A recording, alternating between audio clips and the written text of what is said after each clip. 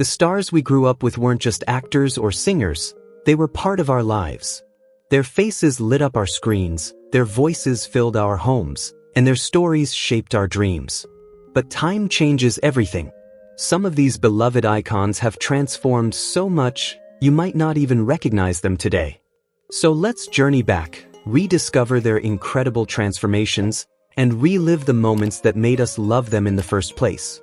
Hit that subscribe button, and let's take this unforgettable stroll down memory lane together. Lance Henriksen, born in 1940 in New York City, carries one of the most unforgettable faces in Hollywood, a face etched with stories, mystery, and grit. His road to acting was anything but predictable. Before stepping onto a stage, he worked odd jobs, sailed with the US Navy, and lived a life far removed from the glamour of the screen. It wasn't until he found his way to the actor's studio that his passion ignited, setting him on a path that would eventually make him a cult icon. By the late 1960s, Henriksen began appearing in small but striking film roles, the kind that linger in your memory. And by the 1980s, moviegoers knew exactly who he was, that deep, gravelly voice, those piercing eyes, and a presence that could command a room without saying a word. He excelled at playing intense, morally complex men, the ones who lived in the shadows between right and wrong. Sci-fi and horror fans will never forget his hauntingly human portrayal of Bishop, the precise yet compassionate android in Aliens, 1986. He was equally memorable as the relentless police detective in The Terminator, 1984, the grief-stricken, vengeful father in Pumpkinhead, 1988, and the brooding profiler Frank Black in the acclaimed TV series Millennium during the late 90s. At his peak, Henriksen had a rugged, magnetic energy, sharp jawline, unblinking gaze, and a physique that suggested both danger and discipline. But time, as it does to all of us, has carved its signature into him. Now in his 80s, his thick, dark hair has turned to soft snow white. The smooth edges of youth have given way to deep lines and weathered skin, each mark a testament to the decades lived. His eyes, still luminous, now hold more wisdom than menace, framed by heavier brows. His movements are slower, his frame leaner, but his presence is no less commanding, just quieter, deeper, more knowing. Henriksen hasn't faded into the background. Far from it. He continues to take on carefully chosen roles, wise mentors, haunted elders, men whose pasts are etched across their faces. It's a different kind of power now. Less about physical dominance, more about the weight of experience and the truth in his delivery.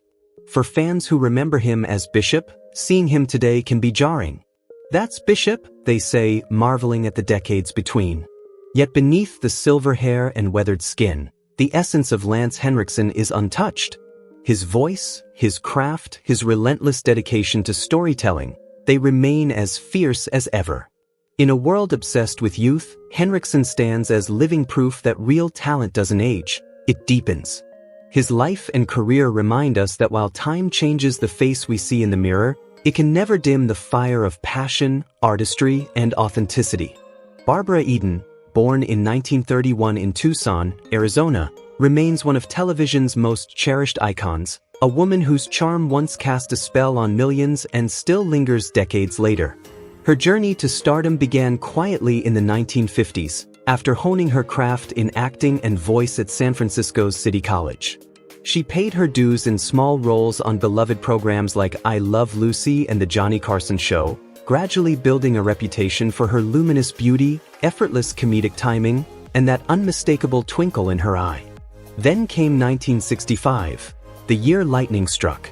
Eden won the role that would make her immortal, the mischievous, magical genie in the classic sitcom I Dream of Jeannie. With her sparkling blue eyes, golden hair, and radiant smile, she brought Jeannie to life with a perfect blend of innocence and playful mischief. That pink harem costume, the coy nod, the signature wink, they didn't just belong to a character. They became part of television history. Throughout the late 60s and 70s, Barbara proved she was far more than one unforgettable role, appearing in films, variety shows, and countless guest spots. Yet Jeannie's magic always followed her, and audiences loved her all the more for it. Time, of course, never stands still, not even for a genie. Now in her 90s, Eden looks very different from the vision millions remember.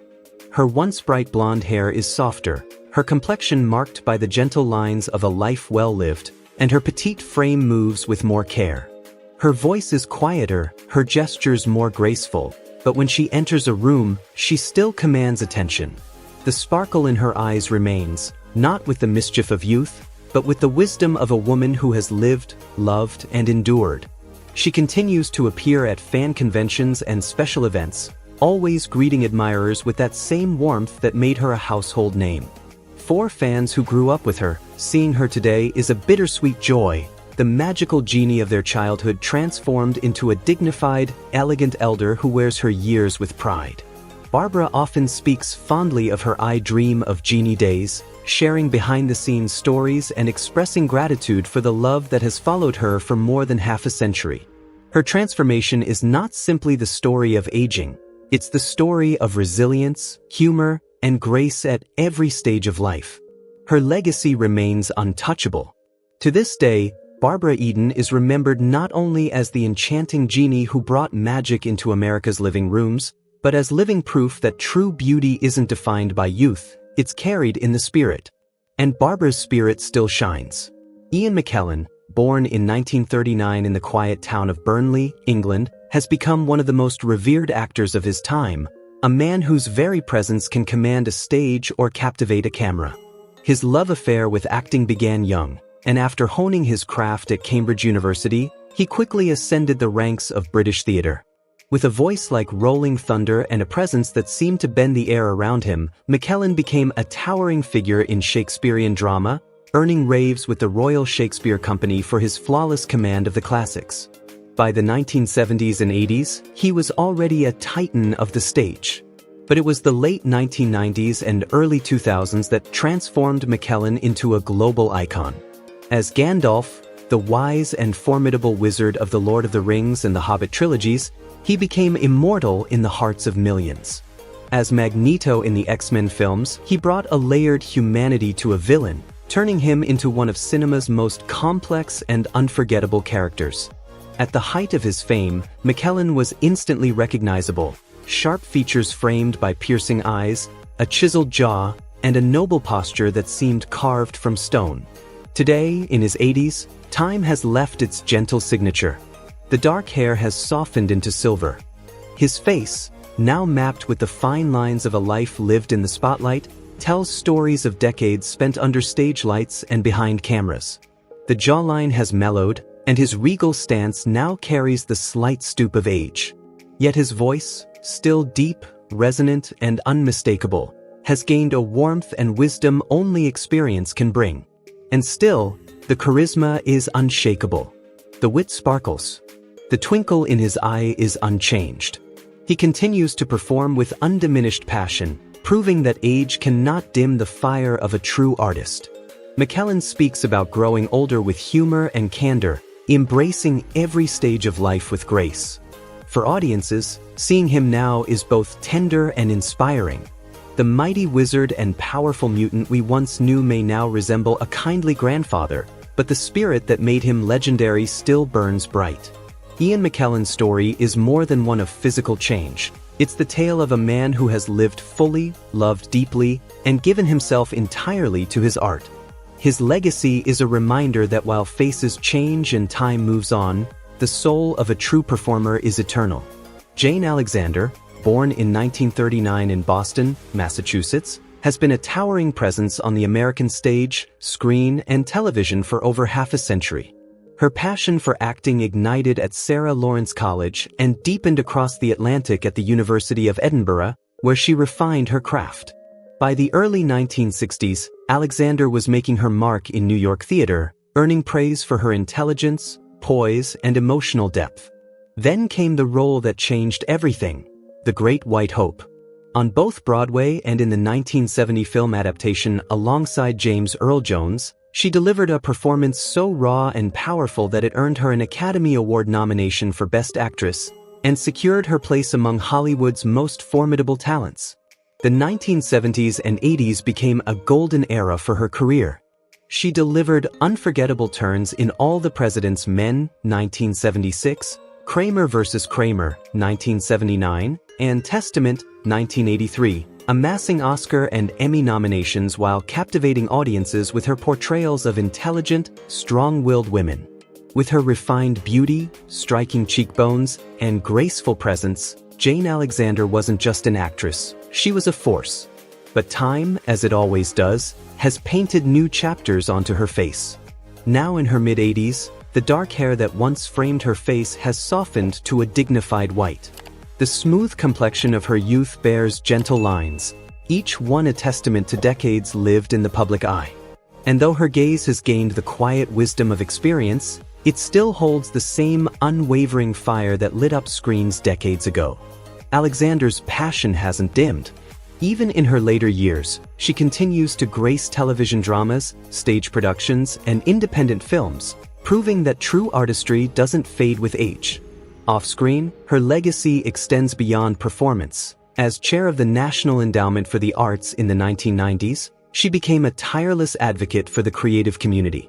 For those who remember her as the poised beauty of Kramer vs. Kramer or the courageous mother in Testament, seeing Jane Alexander today is not just a reminder of time's passage, it's a source of inspiration. Her story isn't simply about the evolution of a face, but the enduring spirit of an artist who has embraced every season of life with grace, integrity, and purpose. Jane Alexander stands as living proof that while youth and glamour may fade, talent, passion, and presence can last a lifetime, leaving behind a legacy that will inspire generations yet to come. Charlie Sheen, born Carlos Erwin Estevez in 1965 in New York City, seemed almost predestined for Hollywood. The youngest son of acclaimed actor Martin Sheen, Charlie grew up with movie sets as his playground and scripts as his bedtime stories. By his teens, he was already chasing the spotlight, and by the mid-1980s, he wasn't just chasing it, he was standing in the center of it. With powerhouse performances in Platoon, 1986, and Wall Street, 1987, Sheen quickly cemented himself as one of the most magnetic young actors of his generation. Armed with boyish good looks, razor-sharp wit, and an effortless charm, he became a fixture on the Hollywood A-list. The 1990s proved his versatility, from action and drama to the slapstick brilliance of the hot shots films, and in the 2000s, he found a new level of superstardom on television. As the irreverent bachelor Charlie Harper on 2.5 Men, he didn't just earn laughs, he earned one of the biggest paychecks in TV history, along with award nominations and global recognition. At his peak, Charlie Sheen was the perfect mix of charisma and swagger, with that mischievous glint in his eye that made audiences feel like they were in on the joke. But behind the scenes, the story was very different. Sheen's off-screen life was a storm, a whirl of late-night headlines, substance abuse, legal troubles, and high-profile scandals. The early 2010s brought a media circus unlike anything Hollywood had seen before. His bizarre, tiger blood, and winning interviews became viral sensations, but they also overshadowed his craft, turning the actor into a living tabloid headline. The fallout was swift and brutal, taking a toll not just on his career but on his health and appearance. Today, in his late 50s, the man who once embodied Hollywood's wild heart looks very different from the fresh-faced leading man of the 80s. His once thick, jet-black hair has thinned and turned silver. The smooth, boyish features now bear the deep lines of hard-lived years. The athletic build that once graced movie posters has softened, and the fire in his smile has shifted from unrestrained bravado to something quieter, more reflective, more human. In recent years, Sheen has stepped away from the blinding glare of constant publicity. He speaks openly about his mistakes, his battles, and his path toward stability. His focus now is on his health, his family, and smaller, more personal projects. For those who watched him rise from young star to TV titan, his journey is a stark reminder of how fast Hollywood can turn, but also a testament to endurance. Charlie Sheen's story isn't just one of fame and fallout. It's a saga of survival, transformation, and the possibility of redemption. Proof that even in an industry obsessed with youth and perfection, the most powerful legacy isn't how brightly you burned, but how you managed to keep the flame alive. Veronica Hamill's journey to stardom didn't begin under the hot lights of Hollywood, but in the glossy pages of magazines. Born in 1943 in Philadelphia, Pennsylvania, she first made her mark in the late 1960s and early 70s as a model.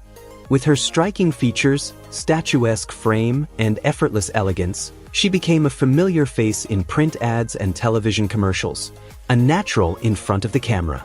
But beauty was only the beginning.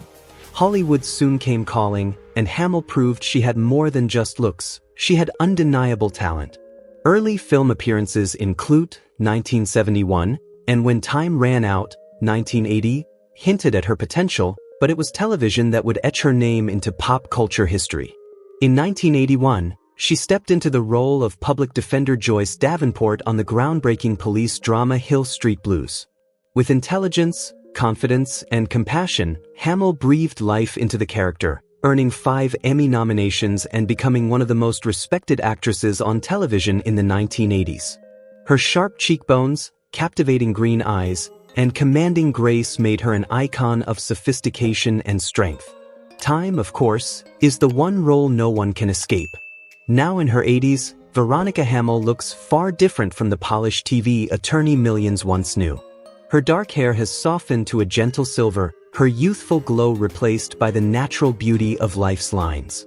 The angular features that once cut across the screen have mellowed, and her once brisk stride is now measured and deliberate. Yet, the quiet confidence that defined her career remains. Though she stepped away from acting in the late 2000s, Hamill still appears at the occasional event or reunion. Fans, seeing her again, often feel the bittersweet tug of nostalgia, surprised by the changes, yet comforted by the elegance that endures. For those who watched Hill Street Blues in its prime, she is both a reminder of television's golden years and of the grace that can come with time. Veronica Hamill's transformation is not simply a story about aging. It's the portrait of a woman who has embraced each chapter of life with poise. From fashion runways to acclaimed television, she left an indelible mark on entertainment history. And while the years may have reshaped her appearance, they have never diminished the sophistication, strength, and quiet power that made her unforgettable. Henry Winkler, born in 1945 in the heart of New York City, would go on to become one of television's most beloved and enduring stars, thanks to a single role that captured the spirit of an entire era. After honing his craft at Emerson College and earning an MFA from the prestigious Yale School of Drama, Winkler started humbly, with stage performances and bit parts on television. Then, in 1974, lightning struck. He was cast as Arthur, the Fonzarelli on the hit sitcom Happy Days, a role that didn't just change his life, but stamped his image into pop culture history. With his leather jacket, slick back hair, and effortless cool, the Fonz became a national obsession. Winkler's unique mix of quick wit, subtle vulnerability, and warmth beneath the tough guy exterior made the character irresistible. He wasn't just playing cool, he redefined it. 2 Golden Globes, a worldwide fan base, and a permanent place in television history soon followed. In the 1970s, no one embodied charm like Henry Winkler, his iconic thumbs up becoming a universal symbol of effortless swagger. But as with all stories, time moved forward. Today, in his late 70s, the man who once embodied America's favorite rebel looks quite different from the young mechanic who ruled primetime. His once dark hair now shimmers silver. The boyish face that grinned at millions carries the gentle lines of a life well lived. The lean frame has softened, his confident strut replaced by a relaxed, grandfatherly ease. And yet, one glance at that mischievous sparkle in his eyes, or that warm, genuine smile, and you know instantly, it's still Henry. Far from fading away, Winkler has embraced a new chapter. In recent years, he's enjoyed a remarkable career renaissance, winning an Emmy for his hilarious and heartfelt turn as acting coach Gene Cousineau in HBO's Barry. Off-screen, he's earned just as much admiration for his kindness, humor, and candid discussions about living with dyslexia. These days, he shows up to public events in bright sweaters and colorful shirts, no leather jacket required, and still manages to light up a room. For fans who grew up with Happy Days, seeing Henry Winkler now is both surprising and deeply comforting. His transformation from TV's ultimate cool guy to one of Hollywood's most respected elder statesmen is proof that aging isn't about losing who you were, it's about adding layers to who you are. Decades after his first Hey, Henry Winkler remains a living reminder that true charm doesn't fade, it just grows richer with time. Ally Sheedy, born in 1962 in New York City, was never destined to be ordinary. At just 12 years old, she published a children's book, proving early on that her creative spirit had no intention of waiting for adulthood. By the early 1980s, she had transitioned into acting, steadily booking roles on television and in film. Then came 1983's War Games, opposite Matthew Broderick, a breakout role that made Hollywood sit up and take notice. Soon, Sheedy was swept into the cultural phenomenon known as the Brat Pack, a tight circle of young stars who defined an entire generation of teen films. In The Breakfast Club, 1985, she transformed into Allison Reynolds, the shy, eccentric misfit who spoke volumes without saying a word. That same year, she lit up St. Elmo's fire as Leslie Hunter, an aspiring writer navigating love and ambition. Audiences fell for her expressive dark eyes, unique beauty, and that quiet, magnetic screen presence. She charmed again in the 1986 hit Short Circuit, proving she could make even a robot love story feel human. But as the 80s faded, so did the era of glossy teen blockbusters. By the 1990s, Sheedy turned away from the Hollywood fast lane, choosing instead the intimacy of independent films and the raw immediacy of the theater. The spotlight dimmed, but she never stopped working or growing. Now in her early 60s, Ally has transformed from the fresh-faced ingenue of the 80s into a thoughtful, seasoned artist. Her once dark hair has softened and lightened, framing a face marked not just by gentle lines, but by decades of experience, in art, in life, and in survival. The wide-eyed innocence is gone, replaced by a calm, wise presence. She still acts, most recently in the acclaimed series Single Drunk Female, delivering a performance layered with emotional complexity that reminds the world her talent has only deepened with time. She's also embraced teaching, passing her craft on to the next generation. For fans who remember the quirky outsider in The Breakfast Club, her transformation may be startling. But it is not a story of fading fame. It's the story of an actress who has evolved beyond the glitz, found her own voice, and proven that real artistry doesn't just survive the years, it grows richer with them. Michael Caine, born Maurice Joseph Micklewhite Jr. in 1933, rose from the grid of post-war London to become one of the most respected and beloved actors in cinema history.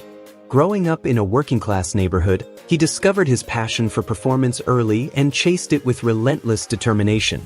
By the late 1950s, he was booking small television roles, but it was the 1964 war epic Zulu that first made audiences take notice. The 1960s cemented his image as the face of working-class cool in British cinema. In The Ipcress File, 1965, and Alfie, 1966, Caine's quick wit, magnetic charm, and easy confidence, delivered in that unmistakable Cockney accent, set him apart from the polished, upper-crust actors of the era. Tall, lean, and striking, he broke the mold, and audiences adored him for it. From the stylish Italian Job, 1969, to his Hollywood reinvention in Hannah and Her Sisters, 1986, which earned him his first Academy Award, Caine's career became a masterclass in longevity. His piercing blue eyes, suave style, and voice that could make any line sound iconic kept him in demand for decades. He won a second Oscar for The Cider House Rules, 1999, and captivated a new generation as the wise and loyal Alfred Pennyworth in the Dark Knight trilogy. Now in his 90s, the dashing leading man of the 60s and 70s has given way to an elder statesman of the screen. His once thick blonde hair is now white, his face etched with the deep lines of a life fully lived. The tall, slim frame has grown more stooped, and a cane now supports his steps. Yet the signature glasses, warm smile, and voice, still rich and instantly recognizable, remain untouched by time. Caine embraces aging with humor and gratitude, often poking fun at himself in interviews while cherishing his decades-long career. In recent years, he has slowed his pace, taking fewer roles and savoring time with family. His later films have leaned into his wisdom and gravitas, marking a graceful shift from leading man to cinematic patriarch. For fans who remember the cheeky, sharp-dressed charmer of Alfie, The Michael Caine of today may look different, but his transformation is nothing short of inspiring. Proof that charisma, talent, and wit don't fade, they only deepen with time. Shirley MacLaine, born in 1934 in Richmond, Virginia, burst onto the entertainment scene with the drive and fearless energy that would sustain her through more than 7 remarkable decades in show business.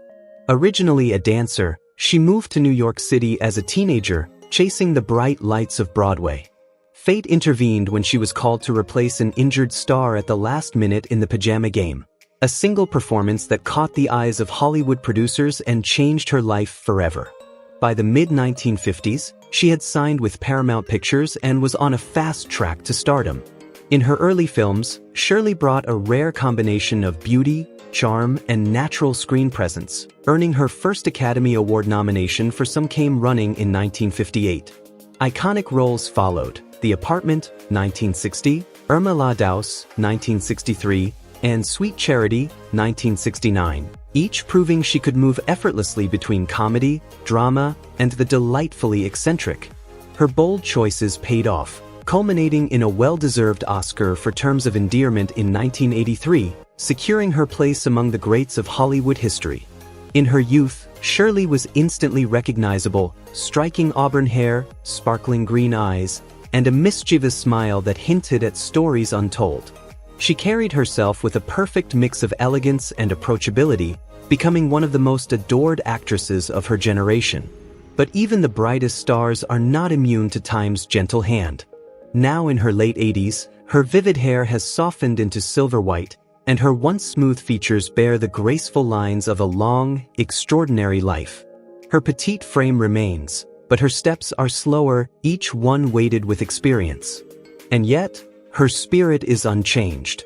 On screen, she still embodies feisty, witty characters that mirror her real-life personality. Off-screen, she captivates fans with candid interviews, spiritual writings, and a fearless curiosity about life's greatest mysteries. For audiences who remember her as the radiant young starlet of The Apartment or the emotional force of Terms of Endearment, seeing her today is a bittersweet reminder of the passage of time. But her enduring presence proves that true star power doesn't fade, it evolves. Thank you for watching Exposed Hollywood. If you enjoyed this journey through Shirley MacLaine's extraordinary life, be sure to like, share, and subscribe so you won't miss the next story. See you in the next one.